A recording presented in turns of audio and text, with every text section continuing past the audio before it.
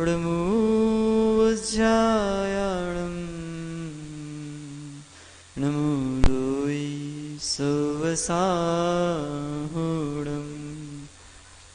पंच परमेष्ठी भगवान की 1008 श्री चंदप्रभु भगवान की 1008 श्री नेमिनाथ भगवान की परम पूज्य आचार्य भगवान बादीराज स्वामी जी महाराज की परम पूज्य आचार्य भगवान गुरुवर विशुद्ध सागर जी मुनि महाराज की 3,9 करोड़ मुनिराजों की अहिंसामयी विश्व जैन धर्म की।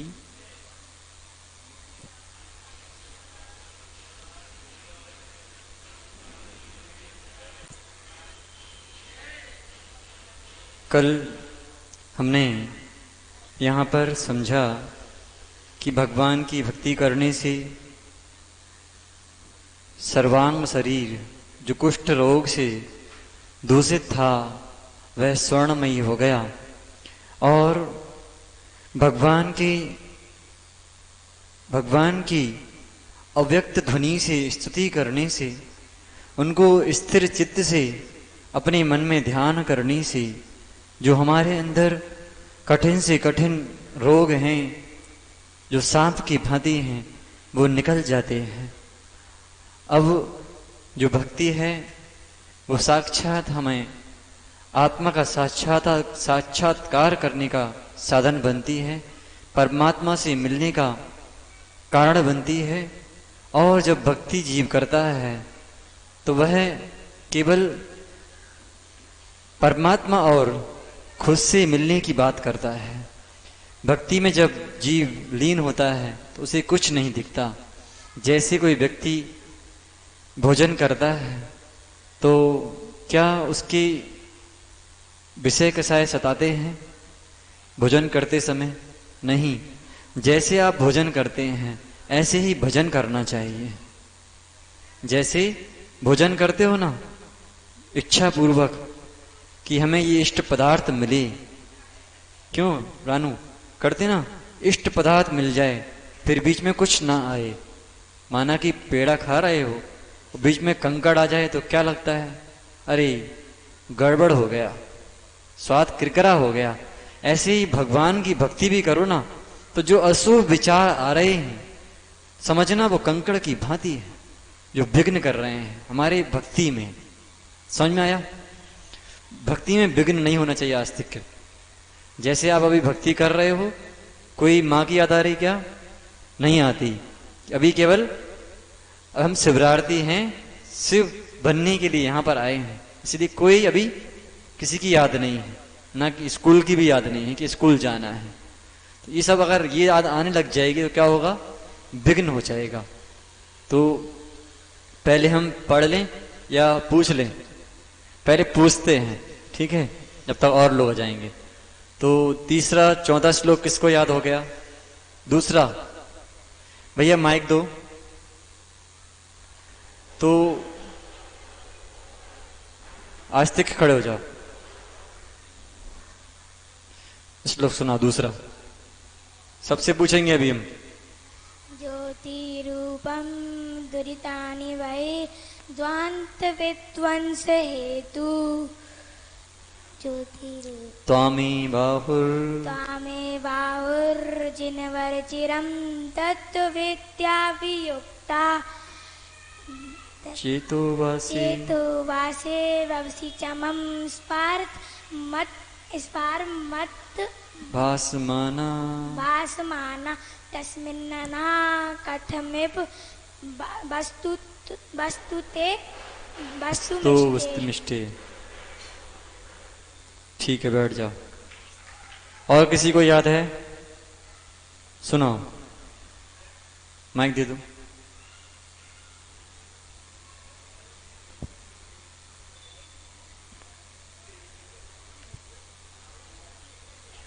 ज्योति रूपम दुरित निर्वाह ध्वांत विध्वंस हेतु त्वामेवाहुल जिनवर चिरम तत्व विद्या वियुक्ता चेतो वासे भवसि मम चेतो वासे भवसि मना स्पारभूत भासमाना तस्मिन्नन्ना कथमिव तमो वस्तुतो वस्तुमिष्ठ। ठीक है, और किसी को याद है? सुनाइए।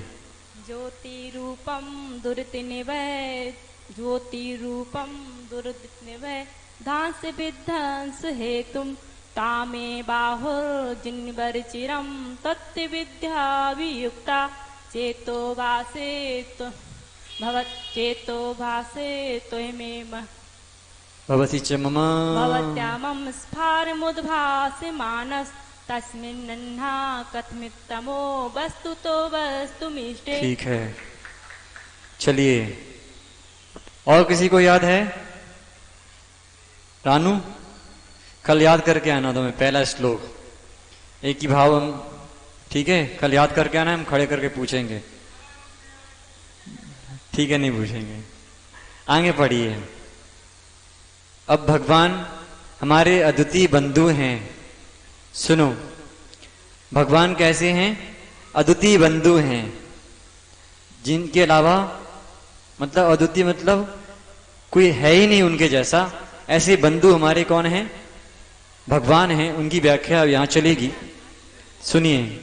लोकस्येकस्तमसि भगवन् निर्निमेतेन बंधु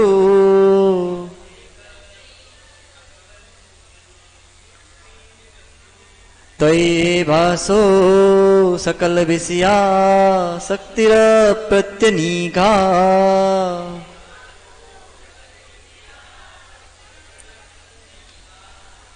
भक्ति स्फीता चिरमदिवसन् मामिकां चित्तशय्याम्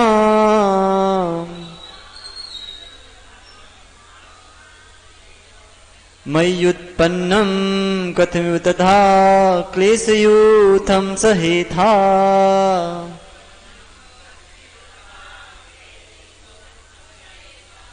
पढ़िए सभी लोग।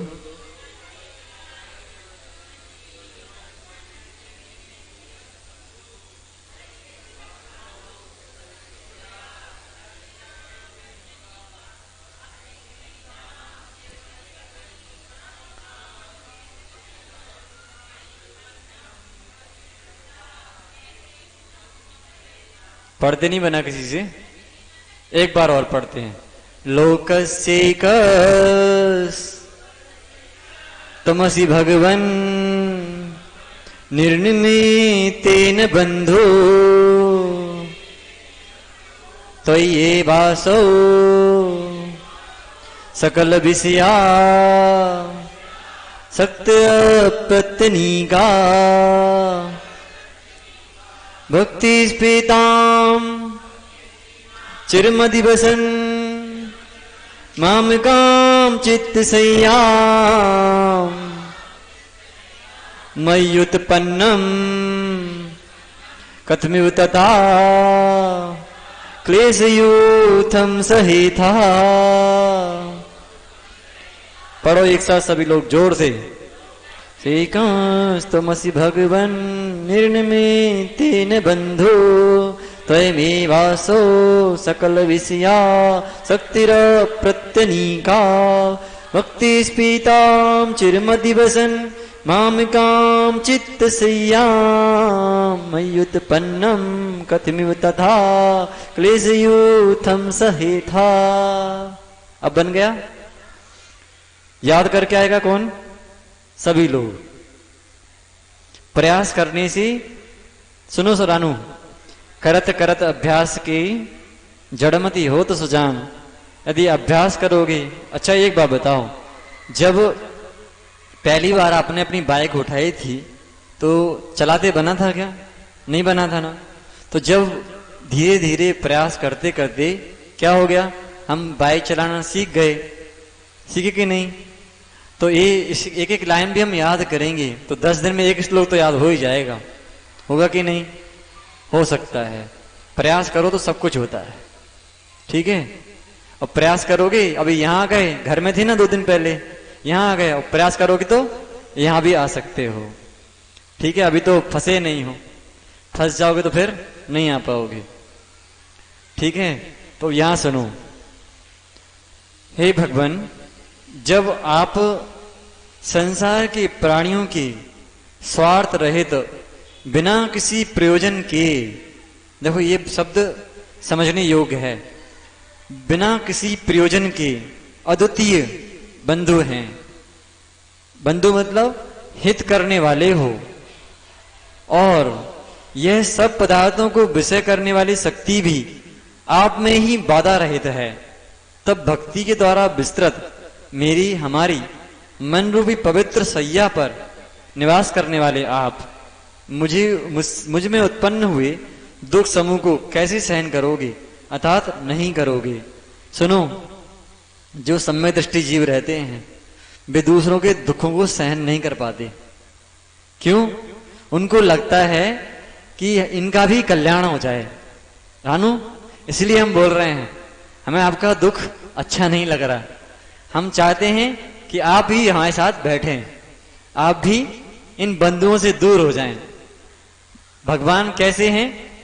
निष्प्रयोजन काम करते हैं, उन्हें कोई किसी प्रकार का प्रयोजन नहीं है। जैसे एक बार हम रत्नगण समाचार पढ़ रहे थे, तो उसमें एक कारिका लिखी। क्या लिखा? अनार्थ मार्थम बिना रह गई, शास्ता शास्त्री सतोहितम, धुनन शिल्पी कर स्पर्शान, मूर्जा किम पेक्षते। जैसे उसमें उदाहरण दिया, आस्तिक्य, यदि हम ढोलक बजाएंगे, मृदंग समझते हैं, ढोलक को बजाने पर जब उसमें आवाज आती कि नहीं? आवाज आती ना। फिर क्या ढोलक बजाने के बाद वो कुछ इच्छा करती कि हमें कुछ मिले? नहीं करती ना, कि उसको कुछ मिले। ऐसे ही भगवान का जो उपदेश होता है वो कैसा होता है? निष्प्रयोजन होता है, उसमें कोई प्रयोजन नहीं छुपा होता। प्रयोजन होता है केवल आपके कल्याण का, हित का। ऐसे ही हमारे जो बंधु हैं, वास्तविक बंधु कोई है, कौन है? हमारे भगवान हैं, जो हमारा कल्याण चाहते हैं। लेकिन उन्होंने कुछ किया नहीं, उन्होंने केवल उपदेश दिया है। आप यदि समझ लोगे तो कल्याण हो जाएगा। तो जो भी बंधु हैं, कौन से बंधु? पापा है ना, बंधु हैं, बंधु है ना, कि बंद करने वाले हैं, बंद कराने वाले हैं कि बंधु हैं? हैं? बंद कराने वाले हैं। यदि बंधु होंगे ना, सच्चे बंधु होंगे, तो क्या कराएंगे? आपको यहीं छोड़ जाएंगे। लेकिन आप चाहोगे तब, चाहोगे कब? वो समय कब आएगा कि आप चाहोगे? अपना कल्याण अगर चाहते हो तो अद्वितीय बंधु वो कौन है? भगवान। उनके पास जाना होगा। माँ आपकी बंधु नहीं है, पिता आपका बंधु नहीं है, चाची बंधु नहीं है, चाचा बंधु नहीं है। बंधु कौन है? जो मोक्ष मार्ग पर लगे हैं, जो आपको हित का उपदेश देते हैं बिना किसी राग के, वो कौन है? वो ही बंधु हैं। बंधु, प्रथम बंधु जिन्होंने आपको सदुपदेश दिया है वो आपके माता पिता ही हैं। प्रथम बोलते हैं ना, गुरु तीन प्रकार के हैं, एक शिक्षा गुरु, एक दीक्षा गुरु और तप गुरु भी होते हैं। लेकिन सबसे पहले प्रथम गुरु कौन है? जिन्होंने हमको जन्म दिया है, माता पिता। हमारे बंधु हैं कि नहीं? उन्होंने जन्म दिया। वो चाहते तो आपको यहां नहीं लाते, नहीं लाते ना, क्योंकि अगर वो बेटा धर्म को समझ लेगा तो घर को छोड़ के चला जाएगा, ऐसा विचार उनके मन में आ जाता तो क्या होता? आप घर पे ही रहते ना। तो आपको वो मोक्ष मार्ग पर बढ़ा रहे कि नहीं? हर समय यही प्रेरणा देते कि आप मोक्ष मार्ग पर बढ़ो। अभी सुबह जब आप आहारचर्या के लिए जा रहे थे तो पापा ने क्या कहा था? तजो मान बनो भगवान, बोला था ना? ध्यान है? हमने सब सुन लिया पीछे से। और फिर क्या बोले? एक बार और बोले, जो महाराज जी ने बोला था, छोड़ो माया जग में कोई नहीं है तेरा भाया। ठीक है, ये बात बोली थी ना। और नहीं आएगी काम काया। कौन सी? ये काया काम नहीं आएगी, काम माया से छोड़ दो। तो क्या बोल रहे थे? तुम भगवान की तरह बने रहना, ऐसी भक्ति करते रहना जिससे तुम यहां पर आ सको। तो बंधु कौन कहलाएगा? जो हमको हित में डाल रहा है, हमारा हित चाहता है, वही बंधु है। लेकिन जो आपको घर में बांध के रखे हैं वो कौन है? बंधु नहीं है, अबंधु है। बांधने वाला अबंधु है। ठीक है, समझ में आया? तो ये ध्यान रखना कि भगवान ही स्वार्थ रहित हैं। और एक बात और सुनो, जो हमें अपने पास पहुंचा दे वही हमारे आप्त हैं। आप्त मतलब इष्ट जन, जो हमारे इष्ट लोग होते हैं। पापा इष्ट हैं क्या? मम्मी इष्ट हैं क्या? आप्त कौन है? जो हमें अपने पास पहुंचाते हैं, मतलब स्वयं के पास पहुंचा दें, वही आप्त हैं। से सब अनाप्त। क्योंकि जो राग देश में डालने वाले हैं वो कौन कहलाएंगे माँ? जो राग देश में डालने वाले हैं वो कौन कहलाएंगे? शत्रु ही हैं, आप्त नहीं हैं। आप्त वही कहलाते हैं जो हमें हमसे ही मिलाते हैं, किसी और से नहीं। तो जहां भगवान कह रहे हैं कि जो स्वार्थ रहित, बिना किसी के, बिना किसी भी इच्छा के, बिना किसी प्रयोजन के हमारा हित करने वाले होते हैं, वे ही अद्वितीय बंधु हैं। और कैसे हैं? सर्व पदार्थों के विषयों को जानने वाले हैं, जिनके ज्ञान में क्या झलक रहा है? सभी द्रव्यों की सभी पर्यायें युगपत झलकती हैं। कैसी? युगपत झलकती हैं। ऐसे हमारे भगवान हैं। और आप कैसे हैं? बाधा रहित हैं, किसी के द्वारा बाधित नहीं होते। उनका ज्ञान पूर्वापर विरोध से रहित है, इसलिए वो हमारे अद्वितीय बंधु हैं।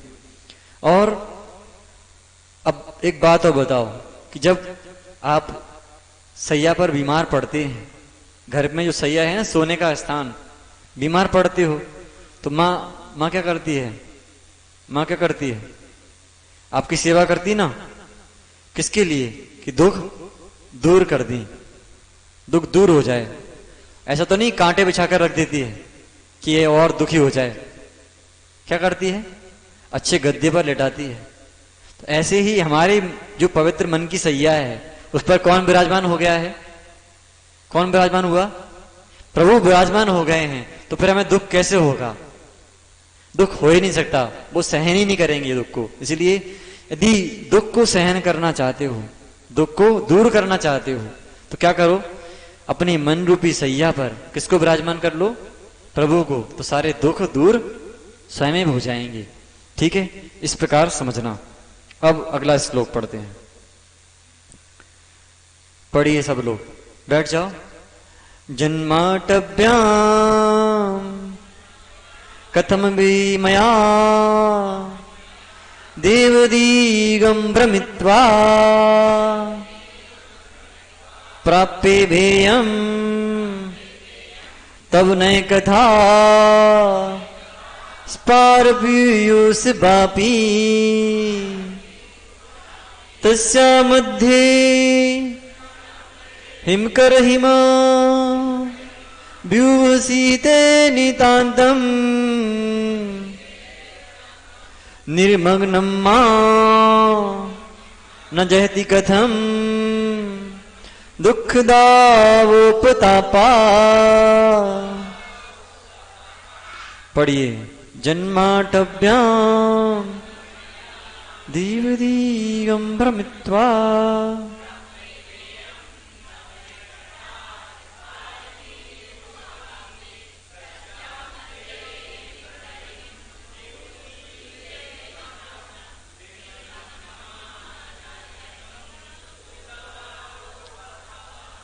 यहां पर पढ़ते बन गए सबसे। यहां पर आचार्य भगवान कह रहे हैं, हे स्वामी, मेरे द्वारा संसार रूपी अडवी में बहुत काल तक घूमकर अथवा घूमने के बाद आपकी यह स्यादबाद नए कथा रूपी बड़ी भार अमृत रस से भरी हुई भाबड़ी किसी तरह बड़े कष्ट से प्राप्त ही कर ली गई है। फिर भी चंद्रमा और बर्फ के समूह से भी शीतल उसके बीच में अत्यंत डूबे हुए मुझको दुख रूपी दावानल का संताप क्यों नहीं छोड़ता। अर्थात सुनो, जैसे आप क्या कर रहे हो, अनादिकाल से घूमते घामते आए लेकिन शरण नहीं मिली। किसकी? प्रभु की शरण आज तक नहीं मिली। लेकिन क्या हुआ? कब से घूम रहे रानू? कब से घूम रहे हो? संसार में, अनादि काल से ये जीव घूमता आया, लेकिन शरण नहीं मिली। किसकी? प्रभु की शरण आज तक नहीं मिली और आज भी नहीं है शरण। जीव कल्याण चाहता ना तो यहां पर होता। शरण तो मिली है, सही सलाह भी मिली है, लेकिन उसको मानना स्वीकार नहीं कर रहा। आकाश, यदि मान लो अभी भी समय है, संपूर्ण आकाश को देखना चाहते हो तो आकाश सागर बनो, ठीक है? तो यहां पर बहुत काल से हम भ्रमण करते आए हैं, अनादिकाल से, लेकिन अब क्या मिला है? सात नए रूपी कथा रूपी जो अमृत बावड़ी मिली है, उसमें स्नान करोगे तो क्या होगा? तृप्ति मिल जाएगी। जैसे रानू, हम तुम्हें कहें कि तुम पिता हो, पिता हो, पिता हो कि नहीं? नहीं हो? पिता हो। स्यादवाद नहीं की बात चल रही है, स्यादवादी हो कि नहीं? यदि एकांतवादी होगे तो स्वीकार नहीं कर पाओगे। सुधीर भाई, आपका बेटा आपका पिता है कि नहीं? नहीं, अभी भी है, वर्तमान में। क्यों है? सुनो सुनो रानू, सुधीर भाई आस्तिक के पिता हैं, ये तो सब बोलते हैं, लेकिन आस्तिक के बीच पिता है सुधीर भाई का। क्यों? यदि आस्तिक जन्म ला लेता तो उसको पिता कहने का जनक कौन होता? अब आया समझ में कि हमारे उत्पन्न होने से उनको पिता संज्ञा प्राप्त हुई है, हुई ना? तो स्यादवाद नए से जानो कि ये इनका पिता है। कैसे? कि जब ये जन्म लेता है तो पिता संज्ञा बोलने वाला कौन होता है? वो पुत्र ही पिता बोलता है, ना कि कोई दूसरा पुत्र। कौन बोलेगा? ऐसे स्यादवाद नए से समझो। अभी वर्तमान में ये व्यक्ति मुनि है क्या? हम बोल रहे हैं ये मुनि है। कैसे? भविष्य में मुनि बनेगा तो जो वर्तमान में हम उसको कह रहे हैं, ये नैगम नय से इसको बोला जा सकता है। कौन सा नय? मां, कौन सा नय? नैगम नय से आप सभी कौन हैं? भगवान आत्मा है कि नहीं? भगवान हो कि नहीं?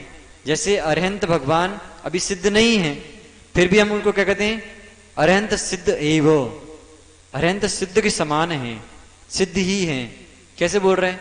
भविष्य में होने वाले सिद्ध हैं, इसलिए वर्तमान में उनको ऐसा बोल दिया गया। तो स्यादवाद नय से सारी बातें घटित हो सकती हैं। आप मां है कि नहीं? सुधीर भाई, मां हो कि नहीं? आपके अंदर यदि मां की तरह दुलार रहेगा बेटे के साथ, तो आप पिता होकर भी मां हैं। क्यों? क्योंकि जो जिस समय जैसी परिणति कर रहा है एवं भूत नय से जिस समय जो क्रिया करता है वो वैसा कहलाता है। आस्तिक, यहां झाड़ू लगाओगे तो क्या कहलाओगे? झाड़ू वाले। और हाथ जोड़कर भगवान की भक्ति करोगे तो क्या कहलाओगे? भक्त कहलाओगे, पुजारी कहलाओगे। और आहार देने जाओगे तो क्या कहलाओगे? मुनि महाराज को आहार दोगे तो क्या कहलाओगे? श्रावक। और पापा को गुस्सा करके कुछ बोलोगे तो क्या कहलाओगे? क्या कहलाओगे? कसाई। और मेरे को बहुत सारे ग्रंथ याद हैं, सब कुछ याद है, तो क्या कहलाओगे? मेरे को मानी। मानी मानी, ये मान भड़क रहा है ना अंदर कि मेरे को इतने सारे ग्रंथ याद हैं, मेरे को इतना सारा आता है, ये मान मान कहलाएगा। बोल रहे हैं ना हम किसी से, कोई तुम्हारी प्रशंसा करे तो चल जाएगा, लेकिन अपनी प्रशंसा स्वयं अपने मुख से नहीं करना चाहिए। ये मानी का लक्षण है। समझ में आया? कितने याद कर लेना, लेकिन तनक सा मान आ गया ना तो भूल जाओगे। अभी कुछ हो गया था बीच में, भूल क्यों गए? भावुकता में भूल जाता ना जीव, सारी चीजें भूल जाते हैं। अब पुनः याद करना, ठीक है? समझ में आया कि स्यादवाद क्या है? स्यादवाद क्या है? अनेकांत है। किसी वस्तु को, एक वस्तु है उसको किसी भी प्रकार से बोल देना, इस स्यादवाद है। हमने इस वस्तु को, अभी ये बताओ ये क्या है? ये क्या है? पुस्तक है, ग्रंथ है, क्या है? क्या है? जिनवाणी है। इसी को हम क्या बोलेंगे, ये पुद्गल है। क्यों? क्योंकि पुद्गल की पर्याय सामने दिख रही है। ये इसमें स्पर्श वर्ण रस गंध वर्ण है कि नहीं, है ना? स्पर्श गंध वर्ण नहीं है, इसमें स्पर्श भी है, रस भी है, वर्ण भी है, गंध भी है। तो ये किसका लक्षण है? पुद्गल का। लेकिन ये शुद्ध पुद्गल नहीं है। समझ में आया? शुद्ध पुद्गल कौन सा कहलाता है? जो अविभागी परमाणु है वो शुद्ध पुद्गल परमाणु है। ये क्या है? पुद्गल की पर्याय है। तो स्यादबाद से हम सब कुछ घटित कर सकते हैं। तो ऐसी स्यादबाद वही बाणी हमको जो मिली है भगवान की, वो अमृत बुध है। उसमें हमने प्रवेश कर लिया तो अब हम क्या होंगे? सुखी हो जाएंगे।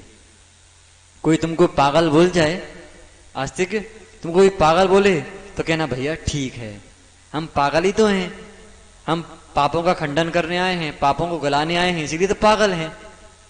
आप भी कहते ना आप भी पागल हो, क्योंकि आप हमको पागल बोल रहे हो। पागल ही पागल को पागल बोलता है, ठीक है ना? पागल ही पागल को पागल बोलता है। समझ में आया? तो कौन है हम? हम पागल हैं, लेकिन जो हमको पागल बोल रहा है वो भी बड़ा पागल है, क्योंकि उसको पता ही नहीं है पागल का अर्थ क्या होता है। वो स्यादवादी नहीं है, एकांतवादी है, इसीलिए पागल बोल रहा है। हम अनेकांतवादी हैं, इसीलिए हम खुश रहते हैं। यदि वास्तव में सुखी रहना है तो स्यादवाद को अपनाओ। पापा कुछ भी बोल दें, ठीक है पापा, ठीक है, ऐसा उत्तर दे देना, जवाब मत देना। क्या मौन रह जाएं? मौन और श्रेष्ठ है। लेकिन आप ये बोल दोगे ना कि हाँ हमें स्वीकार है, तो क्या बोलना?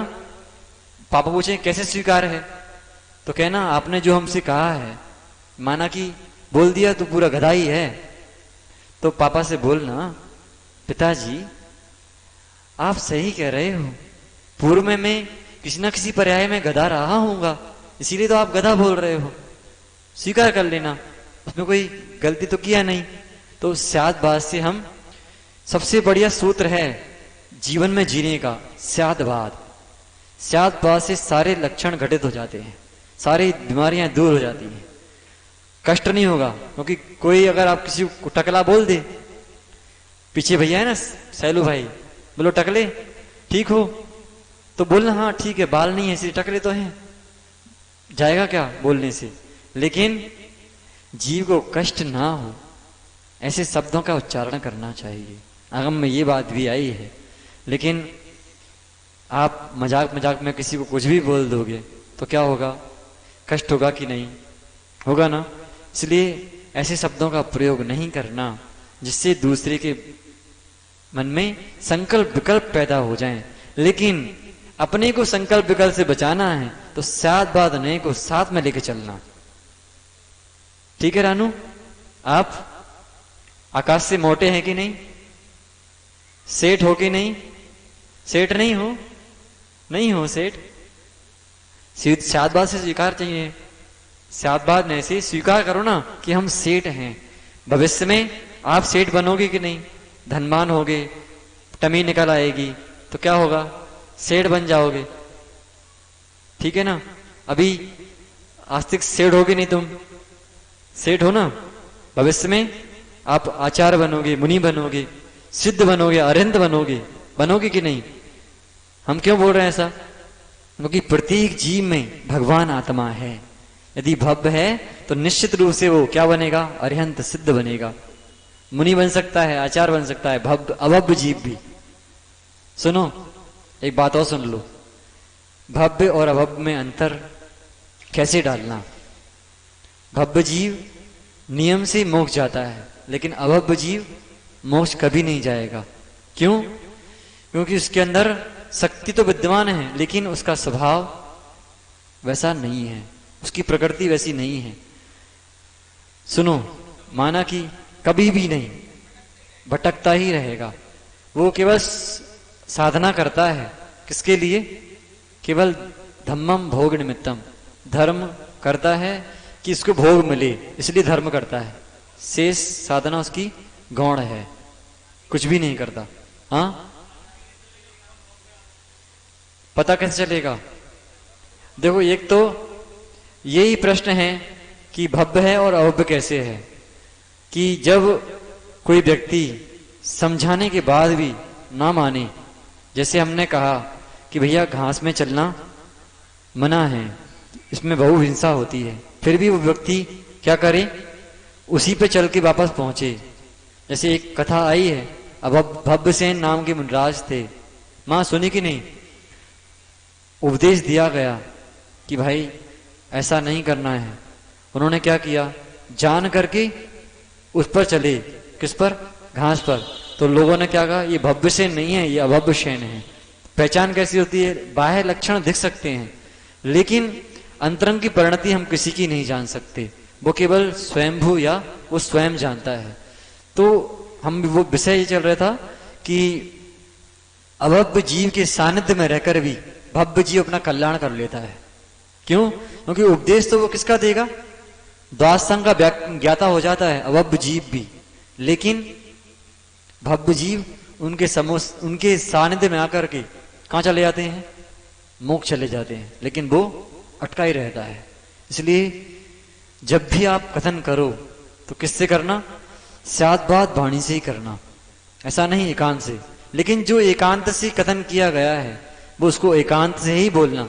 जैसे हमारा जो ज्ञान है वो क्या है, जड़ है कि चेतन, ज्ञान जड़ है कि चेतन, ज्ञान तो चेतन ही होता है, जड़ में ज्ञान है क्या, इसमें चेतना नहीं होती, मतलब नहीं होती, होती ही नहीं। और पानी गर्म है कि शीतल है, बताओ पानी का धर्म क्या है, हम तो कह रहे हैं गर्म होता है, गर्म होता है, हम स्वभाव से बोल रहे हैं गर्म होता है। तो ये क्या हो गया, ये मिथ्या कथन है, क्योंकि स्वभाव में तर्क नहीं चलता, जिसका स्वभाव जैसा है वैसा ही रहेगा। उष्णता का स्वभाव, अग्नि का स्वभाव उष्णता है, उष्णता ही है, उसका स्वभाव ठंडा नहीं हो सकता। ऐसे ही भव्य और अभव्य में अंतर डालना, भव्य स्वभाव कभी अभव्य नहीं होगा और अभव्य कभी भव्य नहीं होगा, ये ध्यान रखना। स्यात बात वाणी से अपने दुखों को दूर करो। अगला विषय आया था कि जब किसी तरह बड़े कष्ट से प्राप्त कर ली गई क्या, वो बावड़ी, अमृतमयी बावड़ी।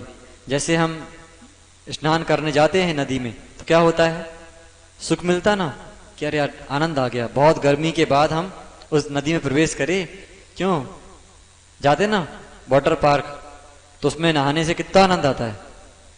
उसमें आनंद तो अनेकों वर्षों से किया है, लेकिन आज समय आया है कि अमृतमयी बावड़ी में, वो कैसी बावड़ी, सात बात मई वाणी, वो बावड़ी आपको मिली है, उसमें स्नान करो जिससे सारे दुख दूर हो जाएं। तो कह रहे हैं कि फिर भी चंद्रमा और बर्फ के समूह से भी शीतल, उसके बीच में अत्यंत डूबे हुए मुझको दुख रूपी दावानल का संताप क्यों नहीं छोड़ता, क्यों नहीं छोड़ता। शीतल, बर्फ शीतल है कि नहीं है, चंद्रमा भी शीतल है कि नहीं, फिर भी हमें दुख हो रहा है, क्यों, क्योंकि हम उसको समझ नहीं पाए। बर्फ में भी अधिक समय तक रखोगे तो क्या होगा, शरीर को जला देगी, समझ में आया। तो अगर दुख से बचना चाहते हो तो क्या करो, सात बात नए का आश्रय लो जिससे सारे दुख दूर हो जाएं।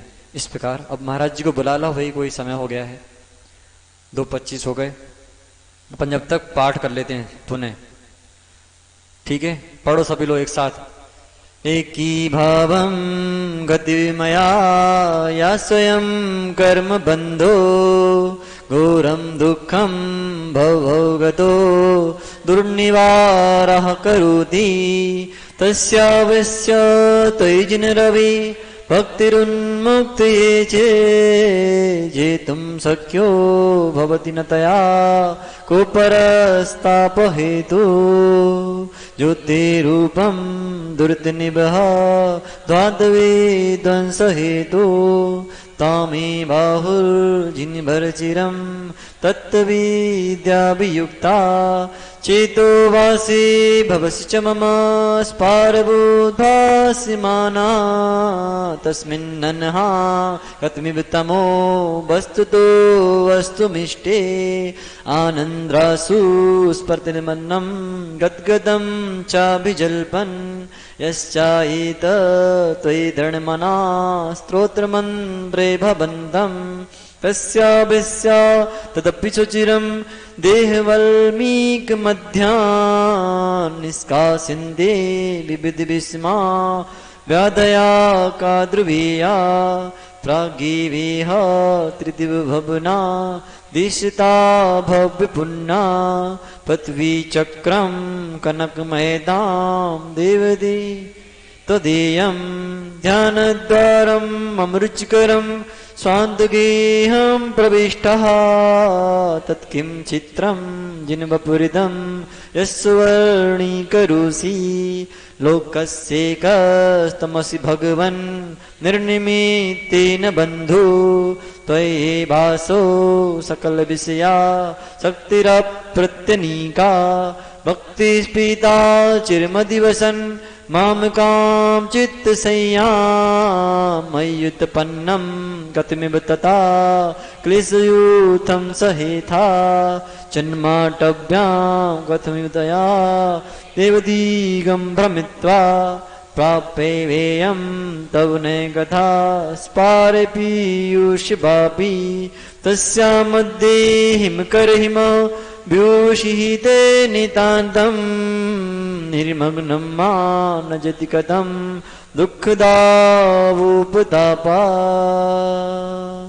नमो हरिहन्ताणं नमो सिद्धाणं नमो आयरियाणं नमो वज्रायाणं नमो लोयशविषाहुणं। पंच परमेष्ठी भगवान की, आचार्य भगवान गुरुवर विशुद्ध सागर जी मुनि महाराज की। सभी लोग कल से याद करके आना, जिनको याद नहीं है वे याद करें, ठीक है।